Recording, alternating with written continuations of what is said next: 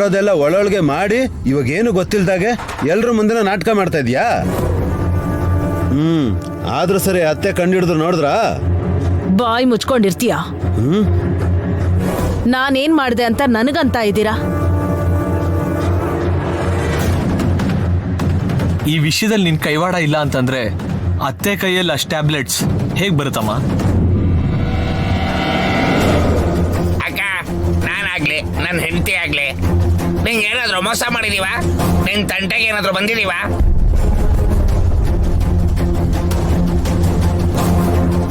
ಇಷ್ಟು ಕಠೋರವಾದ ನಿರ್ಧಾರ ಚಿಕ್ಕಿ ತಗೊಂಡ್ರು ಅಂತಂದ್ರೆ ಇದಕ್ಕೇನೋ ದೊಡ್ಡ ಕಾರಣ ಇರ್ಬೇಕು. 4 ದಿನದಲ್ಲಿ ಹೊಟ್ಟೋಗ್ತೀರಾ? ಅಯ್ಯೋ, ಹೋಗೋದು ಹೋಗ್ತಾ ಅತ್ತೆನ ಯಾಕೆ ಮೊದಲು ಕಳಿಸ್ಬೇಕು ಅಂತ ಅನ್ಕೊಂಡ್ರಿ? ಮಾಮ್,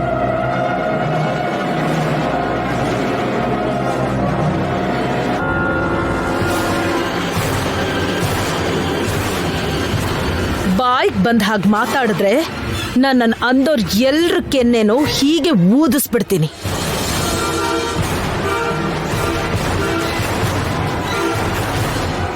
ನಿಮ್ಮಗ್ ನೀವು ಏನೇನೋ ಊಹಿಸ್ಕೊಳ್ಳೋದ್ ಬೇಕಾಗಿಲ್ಲ. ಆದ್ರೆ ಚಿಕ್ಕಮ್ಮ, ನೀವೇ ಏನ್ ನಡೀತು ಅಂತ ಹೇಳಿ. ಏನೇ ಹಾಗೆ ನೋಡ್ತಾ ಇದ್ಯಾ? ಬೇಗ ಹೇಳೋ. ಇಲ್ಲಿ ಯಾವಾಗ ಯಾರು ಹೇಗ್ ಹೊಡಿತಾರೆ ಅಂತ ಗೊತ್ತಾಗಲ್ಲ. ಅತ್ತಿಗೆ ಕಾರಣ ಅಂದ್ರೆ ಅವ್ರು ಏನೋ ಮಾಡಿದ್ದಾರೆ ಅಂತ ಅಲ್ಲ ರೀ. ಮತ್ತೆ ಶುಕ್ರವಾರದ ಹೊತ್ತಿಗೆ ಅತ್ತಿಗೆ ಸತ್ತು ಹೋಗ್ತಾಳಲ್ಲ,